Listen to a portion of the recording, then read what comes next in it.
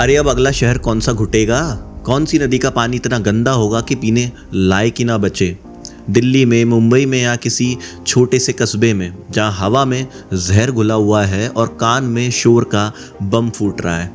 दुनिया भर में लोग पर्यावरण को बचाने के लिए लड़ रहे हैं, लेकिन हमारे यहाँ हर साल लाखों लोग प्रदूषण की वजह से बीमार पड़ रहे हैं, मर रहे हैं और हवा में PM 2.5 का जहर घुल रहा है।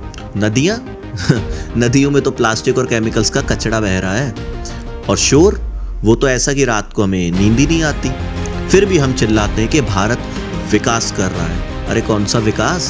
वो जो हमें सांस लेने नहीं देता, या वो जो हमारे बच्चों को अस्थमा का तोहफा दे रहा है? क्या कभी हम लोगों ने ये सवाल उठाया कि क्यों हर साल लाखों लोग प्रदूषण की वजह से बीमार पड़ रहे हैं? क्यों दिल्ली की हवा दुनिया की सबसे खराब है? क्यों गंगा यमुना जैसी हमारी पवित्र नदियाँ आज की डेट में गंदी बन चुकी हैं? क्यों हमारे शहरों में ट्रैफिक का शोर और फैक्ट्रियों का धुआं हमें मार रहा है? क्यों हमारे किसान पराली जलाने पर मजबूर हैं? क्योंकि उनके पास कोई विकल्प ही नहीं है। पंजाब से लेकर तमिलनाडु तक, राजस्थान से लेकर बंगाल तक, हर जगह यही हाल है।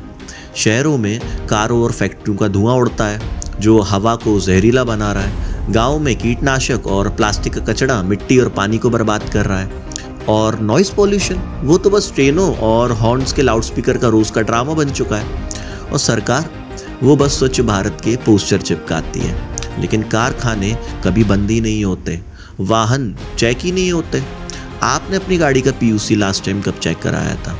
और अगर प्रदूषण की बात उठती है तो क्या लोग कहते हैं, अरे सर्दी में तो पराली जलानी ही पड़ती है, या फैक्ट्रियां बंद करोगे तो नौकरियां कहाँ से लाओगे? अरे नौकरियां तो आ जाएंगी साहब, लेकिन सांसें कहाँ से लाओगे?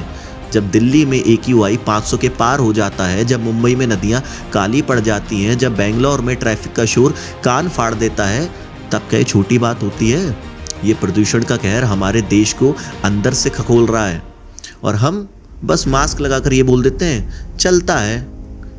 इन फैक्ट्री के मालिकों को, नेताओं को लगता है कि लोग कुछ भी नहीं कहेंगे, लोग चुप रहेंगे। अरे इन्हें क्या पता कि हमारा सिस्टम बचपन से ही लोगों को चुप रहना सिखाता है, प्रदूषण का सामना करने की ट्रेनिंग देता है। जी हाँ, स्कूल जाते बच्चे धुंध में सांस लेते हैं, काम पर जाते लोग ट्रैफिक के शोर में बहरे हो जाते हैं, और घर में वहाँ तो प्लास्टिक का कचरा और गंदा पानी रोज का मेहमान है। देखिए, आप हिंदू हो चाहे मुस्लिम हो, अमीर हो चाहे गरीब हो, प्रदूषण का ये कहर किसी का धर्म या किसी की जात या किसी की हैसियत नहीं देखता। नॉर्थ में दिल्ली की हवा जहर बन चुकी है, साउथ में चेन्नई की नदियों की हालत आप जानते हैं, पूर्व की अगर बात करें तो कोलकाता का शोर और धुआं, और अगर हम पश्चिम की बात करें वहाँ तो मुंबई की मिट्टी और पानी, सब कुछ प्रदूषित हो रहा है। मणिपुर में जंगल कट रहे हैं, कश्मीर में ग्लेशियर पिघल रहे हैं, और इन सब के बीच हमारी सांसें घुट रही हैं। हमारे देश में जहाँ जाति, धर्म और भाषा के नाम पर इतने झगड़े हैं, क्या इस प्रदूषण का कोई असर पड़ेगा? कोई इस मुद्दे के बारे में भी कोई बात करेगा? आप जितना चाहो ग्रीन इंडिया चिल्ला लो, आप ग्रीन इंडिया के वादे कर लो, लेकिन एक भी शहर तब तक साफ नहीं होगा जब तक हमारा सिस्टम अपनी जिम्मेदारी नहीं लेगा। हवा, पानी और शोर हमारे आने वाले भविष्य को पागल बना रहा है। और सच कहूँ, ये प्रदूषण सिर्फ हवा पानी की गंदगी तक नहीं है, ये हमारे स्वास्थ्य का एक किडनैपिंग है, एक अपहरण है हमारे स्वास्थ्य का, हमारे बच्चों के भविष्य की हत्या है, हमारे आने वाली पीढ़ी की, हमारे देश की आत्मा पर सबसे बड़ा हमला है। हर बार जब कोई बच्चा अस्थमा से तड़पता है, वो सिर्फ एक बच्चा नहीं, हमारे देश का भविष्य घुट रहा होता है। हर बार जब कोई नदी गंदी होकर बहती है, वो सिर्फ पानी नहीं, हमारी जीवन रेखा मर रही होती है। हर बार जब कोई शहर धुंध में डूबता है, वो सिर्फ एक शहर नहीं, हमारा देश अंधेरे में ढकेला जा रहा होता है। लेकिन असली दिक्कत है कहाँ? मैं फिर से वही चीज़ कहूँगा, असली गड़बड़ है हमारे अंदर। हम चुप रहते हैं, हम मान लेते हैं कि ये तो शहर की ज़िंदगी है, शहर में तो ऐसे ही जीते हैं, गाँव देखो कितने साफ़ हैं। हम उन नेताओं को वोट दे देते हैं जो पर्यावरण के नाम पर सिर्फ भाषण देते हैं, लेकिन कारखानों को कभी बंद ही नहीं करते। हम उस समाज को चलने देते हैं जो प्लास्टिक फेंकता है, पराली जलाता है और हॉर्न बजाता है जैसे कोई जंग चल रही हो। हम उस सिस्टम को चलने देते हैं जो प्रदूषण को नज़रअंदाज करता है और हमें सांस नहीं लेने देता। मैं ये नहीं कह रहा कि हर फैक्ट्री बंद हो जानी चाहिए, सच बात है, उससे लोगों की नौकरियां जाएंगी, लेकिन एटलीस्ट अगर आप बोलते हो कि पॉलीथीन पे बैन लगना चाहिए, तो दुकानदारों के पास जाके चालान काटने से क्या मतलब, उन फैक्ट्रीज़ को बंद कीजिए ना जहाँ से पॉलीथीन बन के आ रही हैं। और ज़रा सोचिए, अगर हमारा समाज ऐसा होता जो पर्यावरण को सच में प्राथमिकता देता, अगर हमारी सरकार ऐसी होती जो सख्त कानून लागू करती, अगर हमारे शहरों में ग्रीन स्पेस और क्लीन एनर्जी होती, तो क्या हम आज इस हाल में होते?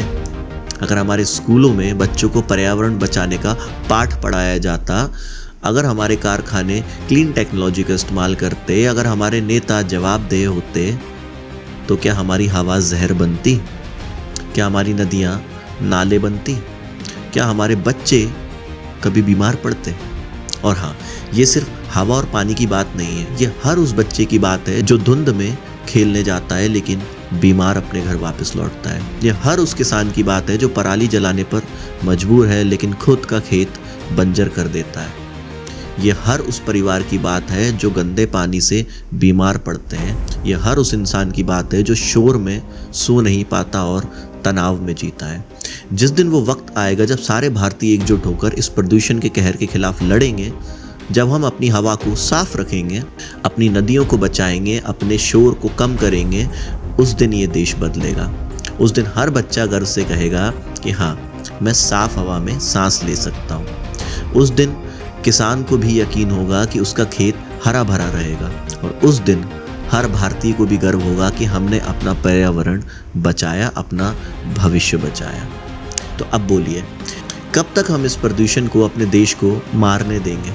कब तक हम अपनी सांसों को जहर पीने देंगे? और कब तक हम अपने बच्चों को बीमार होने देंगे? उठिए, सवाल उठाइए और इस सड़ी हुई समस्या को जड़ से ख़त्म कर दीजिए, क्योंकि अगर हम आज चुप रहे तो कल हमारी हवा, हमारा पानी और हमारा देश सब कुछ जहर बन जाएगा। अगर ये वीडियो अच्छी लगी हो, आपको कुछ क्लिक किया हो माइंड में, तो चैनल को सब्सक्राइब ज़रूर कीजिएगा और शेयर कर दीजिएगा उन लोगों के साथ जिनको इस वीडियो की सख्त ज़रूरत है, ताकि सिस्टम में बदलाव आए और एक दिन हमारा देश क्लीन बन पाए। तब तक के लिए जय हिंद।